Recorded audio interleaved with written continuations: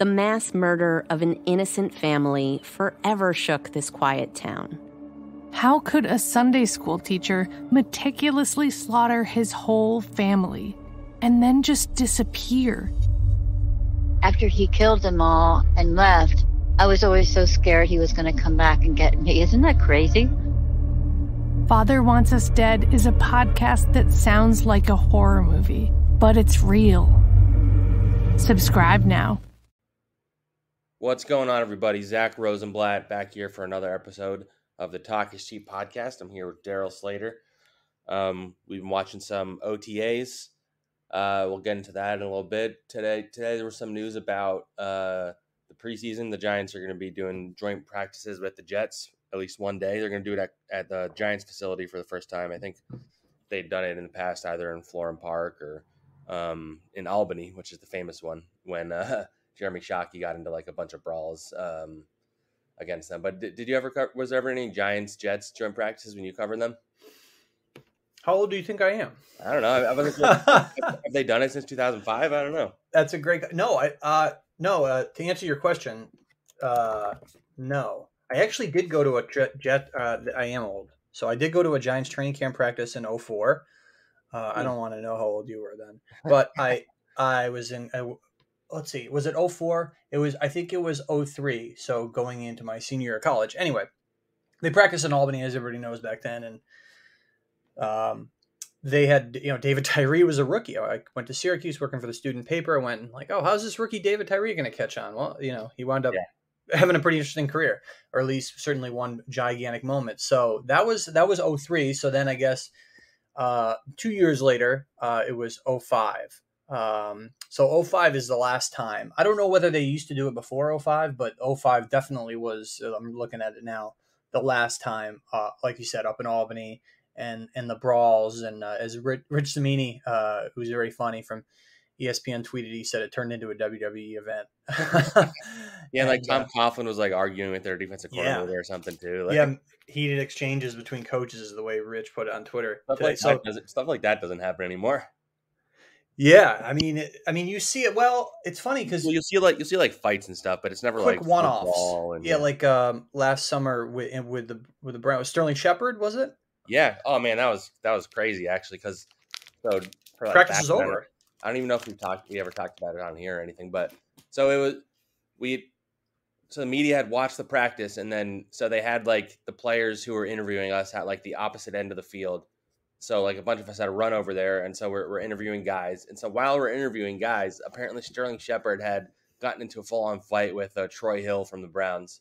And we had no idea, neither did people who work for the Giants. So then Sterling Shepard walks up to do his interview with us, and we don't know that he had just gotten in a fight, and he knows that we don't know that he's just gotten into a fight.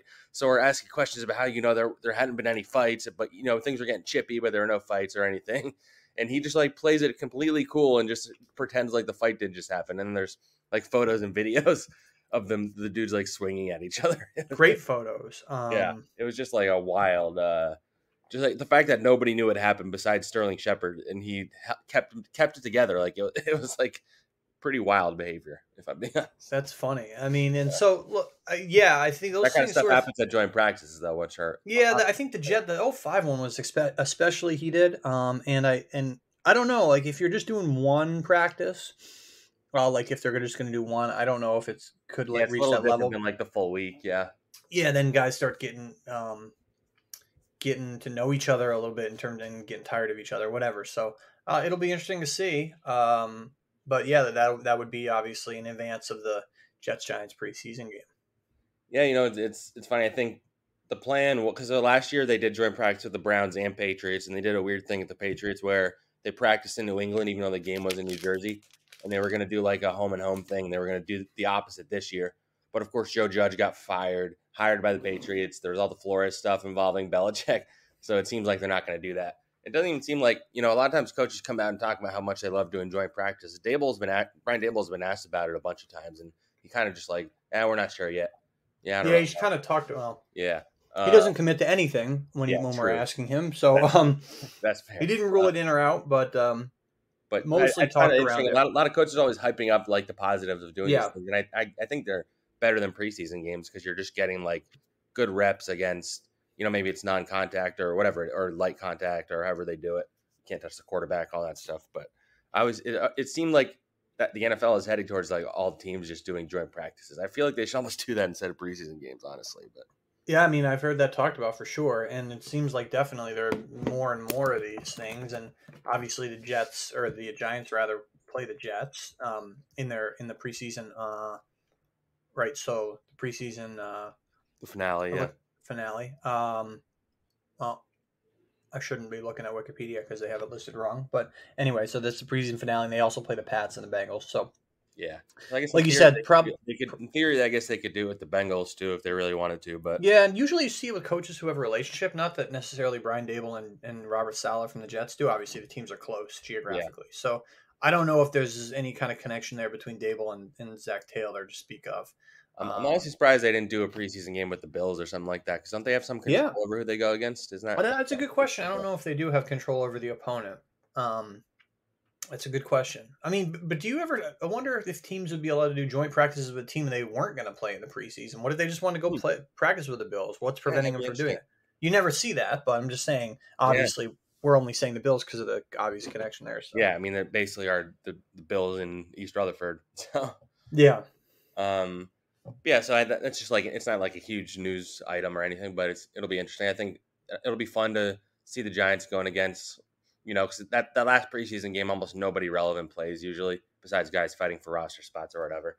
So it'll be cool kind of seeing, the Jets, who have added a lot of talent this offseason. And if the Giant, so last year, I would say I was in Cleveland for the joint practices in New England. And the first day of Cleveland practice, Cleveland just dominated them. The Giants played a little better the next day. And then New England just like absolutely killed them for most of the time. And so you got a pretty good idea at that point. I mean, we'd been through training camp and the Giants offense didn't look very good. And I think before training camp, I had the Giants like winning like 8 games last year. And I think after training camp and those joint practices, I was like, man, if they get 6 wins, they might be lucky. And they didn't even get 6. So I think you learn a lot at those joint practices because, it's easy to get like, overhyped about a receiver having a great camp. But then you forget to factor in that he's going against the Giants cornerbacks or vice versa, So I think it'll be fun, especially because, we both have a bunch of friends that cover the Jets and just interacting with all those guys over there. That'll be fun. It will, yeah. And then for some of those guys, it's actually quicker to get to East Rutherford. So depending on where they live. Yeah, but not having to drive out to Florham Park is also nice for us. So. Yeah. Definitely for us, yeah. Well, like it's about halfway for it's the same. It should say same distance for me. But yeah, I mean, it'll be interesting to see how that goes. One practice is a little uncommon, like we've established. Yeah. But maybe we'll get lucky and there'll be some melees.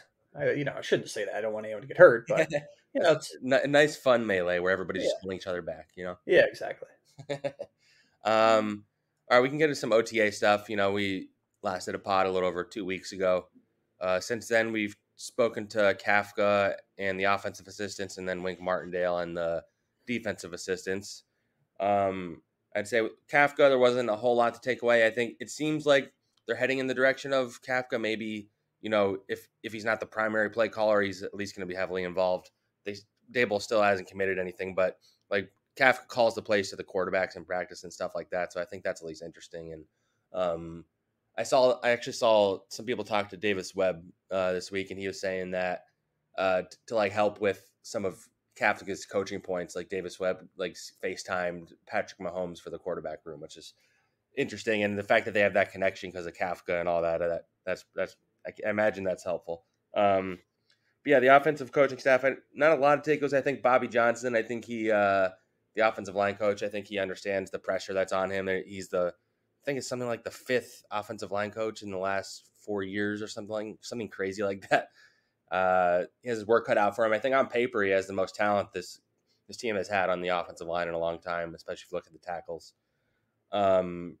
You talked to the quarterbacks coach. I imagine there wasn't a lot to take away from that, right, Shea Tierney? Yeah, he was okay.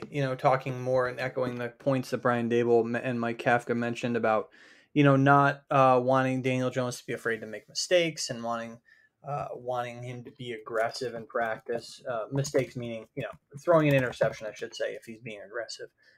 And so they're okay with that. And so they want this kid to obviously to be aggressive, to push the ball down the field. And so that's going to be a big preaching point and talking point for this coaching staff throughout training camp. And obviously last year they didn't push the ball down the field a lot. And I mean, a lot of that happened was a function of a bad offensive line in terms of pass blocking. So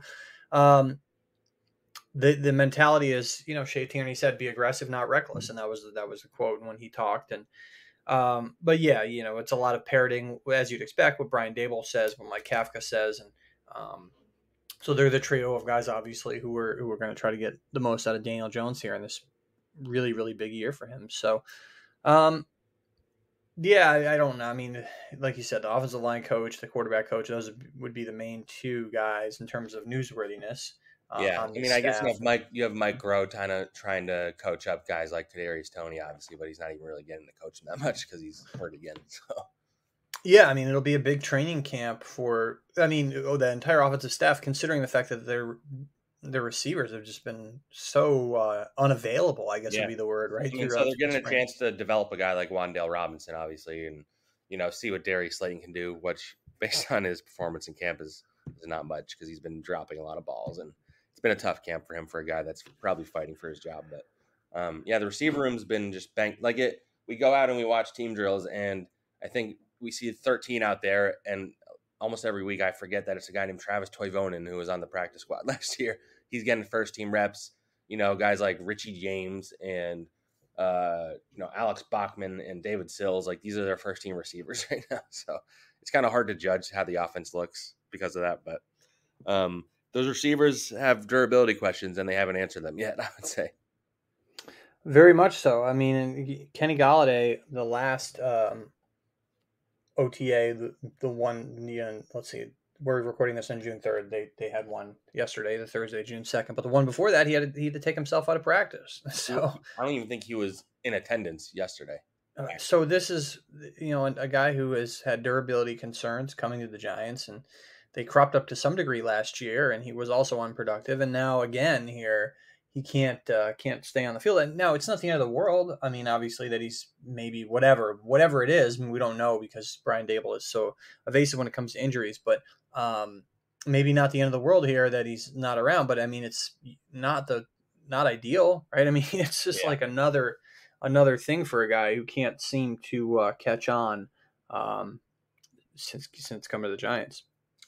Yeah, I mean, that's going to be – because on paper, this offense should – I mean, it can't be worse than it was the last 2 years, but you have this new coaching staff. You have a better offensive line. You have a healthy Saquon. They got a tight end that they like in the draft, Daniel Ballinger. If those receivers can't stay healthy, then it's going to be hard for this offense to really do much. So that's going to be something to keep an eye on. But then last week, while I was battling COVID, you were there for Wink Martindale and the defensive coaches. I mean, I obviously read a lot of what was said. I think a lot of the expected stuff about how they're going to be aggressive and they want to put the quarterback on the ground and stuff like that. I think this had some interesting stuff about Thibodeau, but did you have any takeaways from the defensive day?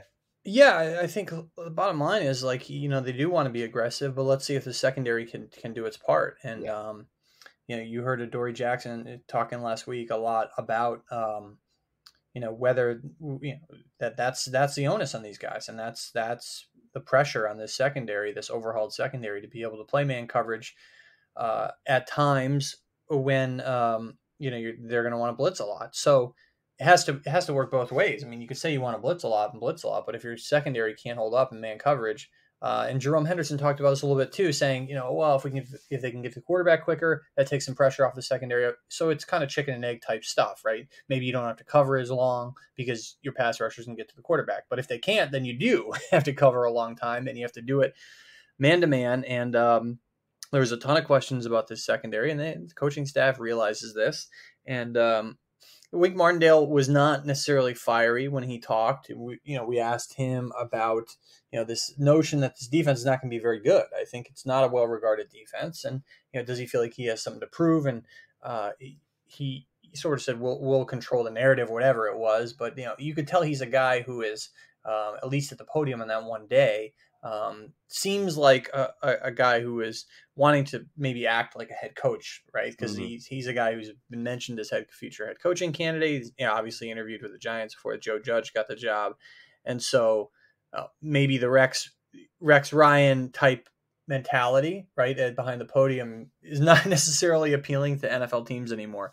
Not to say he was Rex in particular, but obviously a very fiery guy. And I'm sure he's much more fiery behind the scenes. So that was we'll see how it goes when they give up a lot of points. Yes, to the Cowboys. Yeah. Or something. Yeah. Is he going to light into guys at the podium? Is he going to get really defensive and snippy? Like even Patrick Graham, he always tried not to criticize guys, but then as things were getting really bad, he got really fiery and challenged them publicly. So I'm curious to see how Wink, because they're going to struggle this year. So it's an emotional game, and these guys are emotional coaches, the guys who do it right. I mean, and do it well, and they're certainly emotional behind the scenes. And if things are going in an extreme way, one way or the other, especially in a negative way, it's often very hard for them to kind of bottle it up and to not have that bubble over. Which is look good for us. We want these guys to show and to show how they really are feeling, right? That's the whole point, not to put on an act up there, to be your true self, I guess. And I think we'll get to see a little bit more of the true Wink Martindale as we go along. It's easy right now to to be calm and chill, but it'll be interesting to see how things go along come, say, mid-October. Yeah. Well, to go back to your cornerback point, I think yesterday at OTAs we saw the dire straits this group is in because they're relying on Aaron Robinson, who has never been a full-time outside corner, and he wasn't practicing because of some injury. Darnay Holmes wasn't present. So you had Michael Jacquette, who I'm sure you know a lot about, Darryl. Sure. He was running with the ones at outside corner for a lot of practice. They had Cordell Flott at nickel most of the practice. He's a rookie. They had Dane Belton, the 4th-round safety. He was playing getting a lot of first-team reps.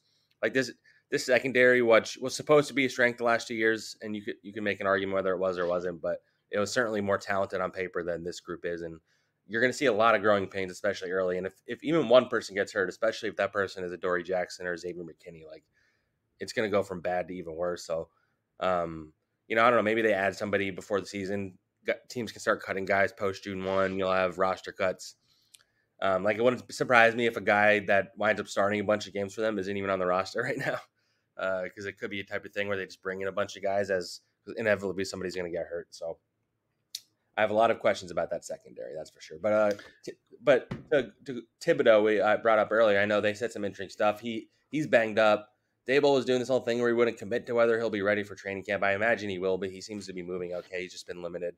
Hasn't been participating in team drills, which isn't ideal for a rookie. But was there anything that you thought was especially interesting that those guys said to you about him? The one thing, that to hear the outside linebackers coach Drew Wilkins talk when the defensive assistant spoke during the second OTA, so last Thursday, was, he was asked about the concerns about Kayvon Thibodeau's effort, and I wrote a little something about this for a couple days ago. And why was he taking plays off? Whatever the narrative was, and Drew Wilkins, who was with Wink Martindale in Baltimore, so knows the system, knows Wink's approach really well, and basically, he didn't deny that the effort was not always consistent, but he sort of offered an explanation of, they played a lot of no huddle offenses. When you're on your 10th play of a long drive and you're playing 90 total plays a game, which I guess it's fair, right? And so you're not going to necessarily play 90 plays a game pretty much ever in the NFL as a defensive player. And so just because the teams don't operate like the Pac-12 does in terms of their offenses. But in the up-tempo stuff makes it really taxing on defensive players. So you may not see the same level of play in, play out effort as you would from a guy who's defending an offense that's breaking the huddle every play, which it's fair. And certainly there's a lot to like about Kayvon Thibodeau in terms of his production. Yeah. But that was one of the things that was a knock against him. And, they've liked what they've seen from his efforts so far. Obviously he's banged up. They haven't seen him out there as much as they would prefer, but it's early and there's still some time for him, obviously, to get back on the field and to show everyone, hey, look, he's going to try really darn hard every play and make an impact, because they need him to do both, to not only try hard, but to make an immediate impact.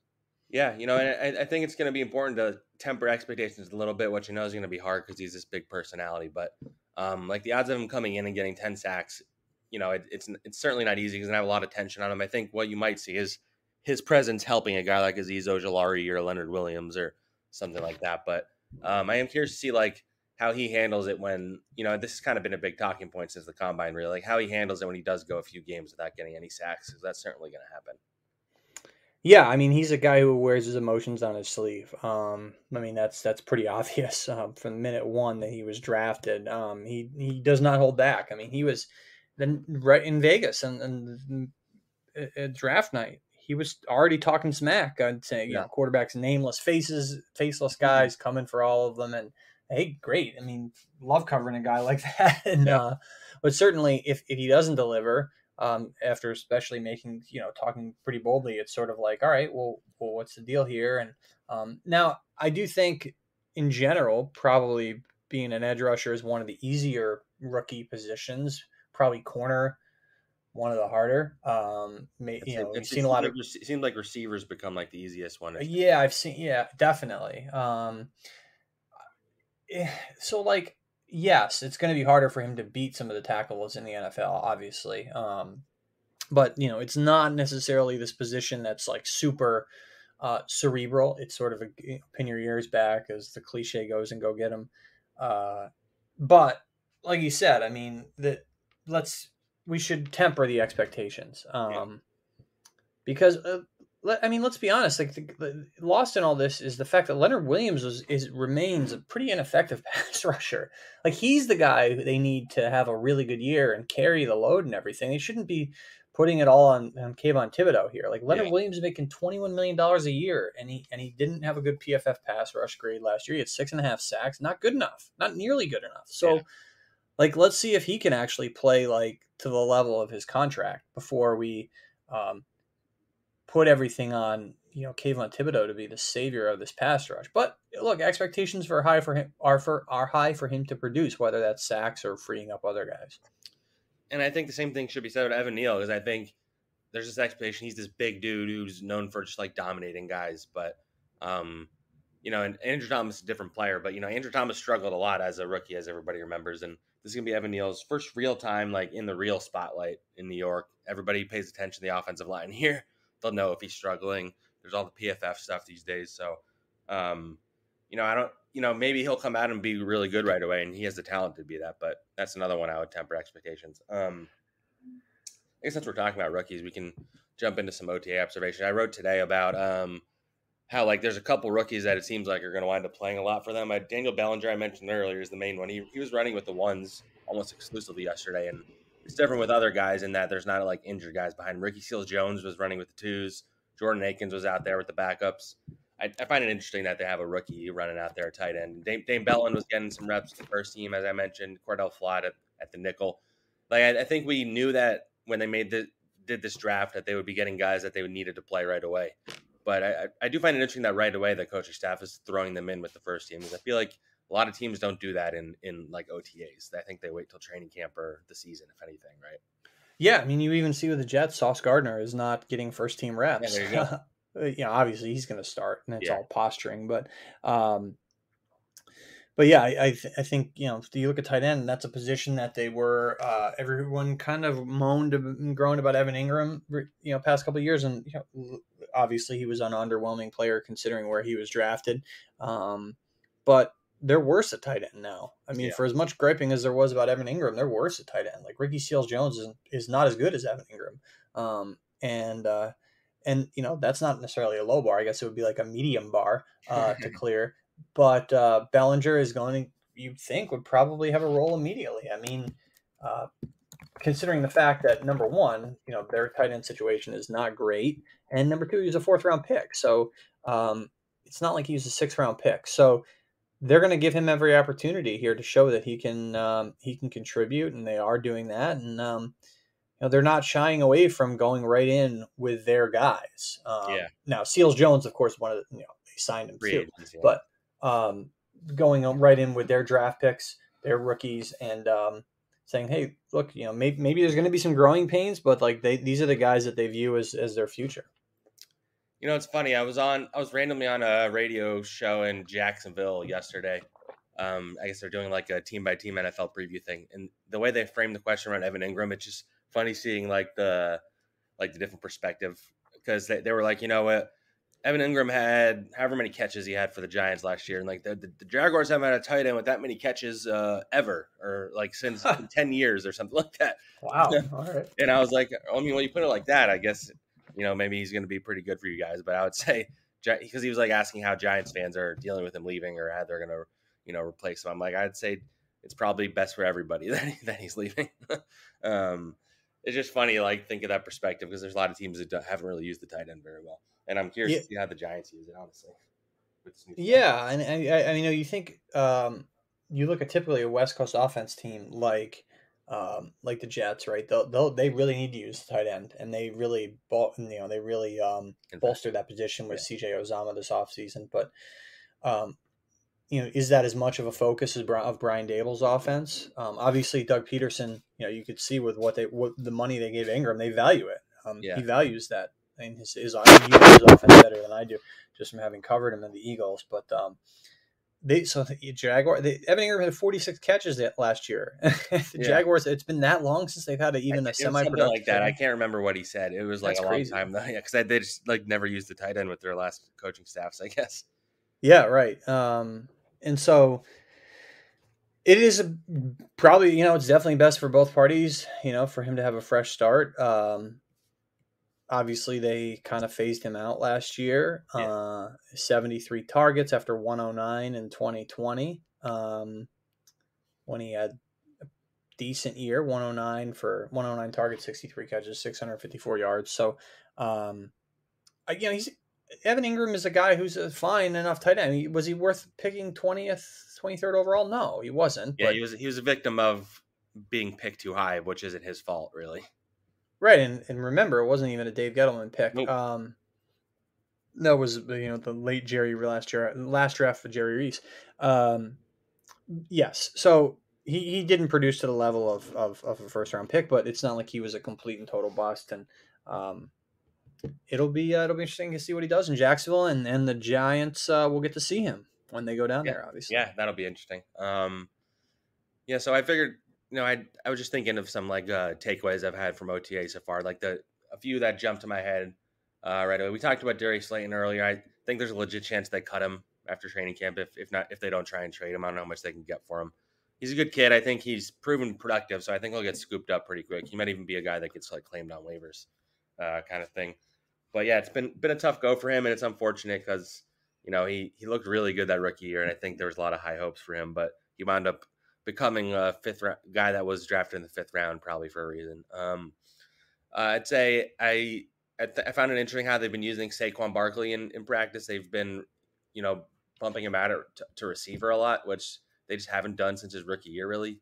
I saw one play a couple weeks ago where like Matt Breida was at running back and Saquon was at receiver. Yesterday, there was a play where like Darius Slayton was like kind of in the backfield and Saquon was lined up at receiver. I think that's probably a package meant more for like a Kadarius Toney. I don't know. I just find it interesting that you're seeing like some actual creativity from the play callers, and I'm going to be interested to see if that carries over into the season because we haven't seen that in a couple of years here, obviously. Indeed, we haven't. And so, yes, I noticed that as well. Now, one OTA that I wasn't sure, like, if we're allowed to, how much we're allowed to write that. Like, go ahead and write it. This time of the year, we are, but I think as we get to like training camp, they ask us not to like. Yeah. The Jets have typically been really anal about that stuff. But anyway, it's you know, there it is. It's already out there, and millions of people will hear it on here. So that's hey, there you go. So you say millions of people hear it on here? Yeah, you missed that joke. The secret's out, right? So I'm sure Mike Vrabel is listening to this podcast right now. What? They're doing what? Yeah, writing furiously, scribbling on a legal pad, right? Hey, Mike. But it's thanks for listening. Yeah, hey Mike. It's obvious that Taekwon Barkley has a versatility. I mean, he saw it as a rookie. I mean, people talk about his production, and when you talk about his production as a rookie, right? Like he had 721 receiving yards as a rookie. 91 catches, I believe, right? Yeah, 91 catches for 721 and 1307 rushing. So he had like more than half of the receiving yards to rushing, if that makes sense, right? So, well, but also if you look at all the receiving stats he's had since then, I believe it's less than those numbers. Like, right, if you go down the line, well, in 2019, so he's had since that rookie season, he's had 99 catches for 761 yards and 4 touchdowns, and he had 91 for 721 and 4 touchdowns in 1 year. So I know he's been banged up and stuff, but I mean, look at 2019. They weren't really throwing to him in 2019. Last year, it was all like dump offs when they threw it to him because the Giants' offense was obviously just an absolute disaster last year, and he didn't really look like himself. So it's gonna be interesting. Like, I think they're really gonna try and get him out in space and try and take advantage of that as long as he can stay healthy. A good stat here on Pro Football Reference, I'm looking at these numbers, is yards per target, which is kind of an interesting stat. So he had 6 yards per target in 2018 and 2019. So pretty consistent, right? Like he could get out there and he could make some plays and they would push the ball a little bit down the field to him. Last season's yards per target, which I don't really ever cite this stat much, but it's interesting just looking at it now. Last season was 4.6 yards per target. So not only were they not throwing to him as much, it wasn't producing the type of yardage for whatever reason, design, execution. In fact, they have a stat of average depth of target. And I mean, I guess he averaged a half a yard for average depth of target, which just means they were throwing it to him at the line of scrimmage, essentially on screens. Yeah, that's another good one. So it backs up everything you were saying about the way they were using him. And let's see if, that can change up a little bit. Obviously, it's a critically important year for him. Yeah, for sure. And then another thing I think has been notable is Shane Lemieux has been like the clear. It seems like he's going to be the left guard starter unless like the rookie Josh Judo has like a great training camp. I found that interesting just because, I don't think he was particularly good as a rookie, though. He was kind of thrown into the fire as a 5th-round pick, which you can't really have high expectations. I think the previous staff really liked him. He missed almost all of last year with a knee injury. He spoke the other day about that. He's a guy that he's like one of those old school Dave Gettleman-esque like hog molly guys that just loves like hitting dudes and playing the offensive line. I think he's going to fit good with his offensive line coach. But I don't know. I find it interesting that he's kind of like locked in as the number one. And Judo has actually been running at left tackle with Andrew Thomas out, which I found interesting. It seems like they want to maybe make him the swing backup at like all spots essentially, which is a lot to ask of a rookie guy because I don't think they project him as a tackle. I don't think you would have drafted him that early if you did because they had too big of a need at guard. But I mean, what do you make of the offensive line alignment? It seems like the rest of it's pretty locked in. You have Thomas, who's banged up still. You hope his ankle's doesn't linger into the season. John Feliciano at center, Glowinski right guard, Evan Neal at right tackle. The left guard has always been like kind of the question mark. I mean, I would think that they're going to have an open competition for the spot, but I mean, maybe they've seen what they need to see on film and so far, and they feel like Shane Lemieux is the guy there. It's not like they have a competition necessarily between some, really proven candidates or really good players. So maybe he's just the best of a pretty average bunch. And Corey Cunningham got that work with the first team left tackle in the first OTA of the 3 that we were able to see. Now we've seen 3. Today's their 10th and final OTA. And but then it was Judo. Like I at that practice last week, I was like, wait. He was there yesterday too, and he struggled a bit too, honestly. Yeah, I mean, so this is a guy who was drafted to be a guard, right? I mean, so he has versatility, obviously, and they feel like he can provide depth, and he's not going to be their starting left tackle, obviously. So I would say that it may be injuries happen. Yeah, that's what I was about to say. I think it maybe should be concerned that they don't have like a very good option as a backup tackle. I mean, Andrew Thomas is hurt right now, so I mean, in general, if you lose a starting offensive lineman, you're probably in rough shape because that's just kind of like if backup offensive linemen are backups for a reason. Because if you're good enough to start, you're starting somewhere probably, unless like you're the Eagles who just have like 10 starting quality guys. But so yeah, that'll be interesting. I think they're trying to develop some of these young guys to be good backups. I think that's what they wanted out of Matt Parrott when they drafted him a few years ago, and he just never became that. You can't really rely on him, and he's injured. So, you just hope that the starting 5 is good and that they stay healthy, because if you're starting Josh Judo at left tackle at any point this season, you're probably in trouble. Yep, for sure. Yeah. Trying to think. I didn't really have any other major takeaways. I mean, we know the secondary is going to be an issue. Ellerson Smith looked pretty good. He's an interesting guy. He might get a chance to be like the third edge rusher and fill in when guys get hurt and stuff like that. Has anything stood out to you just in general? Yeah, I mean, obviously we talked a little bit about Darius Slayton, but just the fact that their receiver situation, while crowded, I think, and everyone's talking about how crowded the room is and how many options they have. Like, unless these guys stay healthy, it doesn't matter. Right? I mean, like, it's one thing for Kadarius Toney to be there on paper, for Kenny Golladay to be there on paper. And look, Sterling Shepard's coming off a torn Achilles late in the season. He's not going to be ready for a while. So, may not be ready for week 1. Yeah. Right. So this is an opportunity for Wan'Dale Robinson in the spring, not only in the spring, but like during the season to have a contributing role. It's valuable for him that all these guys are hurt, because he's getting legit reps with Daniel Jones right now, which is pretty important, I would say. So yeah, and as far as Slayton goes, I mean, they free up. I mean, people say, well, they might be listening, say, why would they cut him? I mean, he's entering the final year of his rookie contract. He may not be in their future plans. There's like a limited dead money to cutting him or trading him. Save pretty good money on it, yeah. Save $2.5 million. Even if you don't use it this year, you can roll it to next year. There's so many different reasons that you would perhaps try to move him, and if you can't move him, cut him. I don't know what they could get for him in a trade, but it would probably be one of those like BJ Hill for Billy Price type things. Yeah, they could get a player or maybe a conditional late round pick, something like that. But yeah, I think that the receiver is a really interesting position, because on paper you look at it and say, well, that's one spot where they're probably on paper probably okay for considering the overall state of their roster. But gotta see these guys out there in the field, Let's see Kadarius Toney actually practice. Let's see Kenny Golladay actually practice. That's why the way they structure their 53-man roster. I mean, I know the practice squad stuff is different now, but I am going to be curious to see how many receivers they keep, because when you have 3 guys that are banged up, not only right now but generally, like you probably have to keep an extra body or two. They're like, they might have to keep 6 or 7 receivers, I would think. Good point. Yeah. But yeah, so. I mean, in terms of Daniel Jones, it's hard to like evaluate him right now, just because, like I said, he doesn't have his receivers there. I think something I have noticed is Tyrod Taylor throws a really good ball, but the backups are so bad that he's getting pressured or, like, in quotes, sacked almost every play, or is literally he had like 3 receivers drop balls yesterday. You feel bad for the guy almost, because he has to run out there with these backups, but backups to backups, really. Yeah. So once the receivers are all healthy, we'll get a better read on how like he runs the offense and stuff like that. But even then, though, the backup offensive line is always going to be an issue for him. So I guess that's the nature of being a backup quarterback in like training camp and stuff. Yeah, no, I mean, they just need a guy who can be competent if they need him to play. Like, obviously, ideally, they wouldn't play him at all, but we'll see how that plays out. And yeah, I think the biggest thing with Daniel Jones is a lot of the progress and a lot of the important stuff that's happening for him this spring is happening behind the scenes with how he's learning the offense, not necessarily, the type of throws he's making to these receivers who are obviously a lackluster group right now, considering the injuries.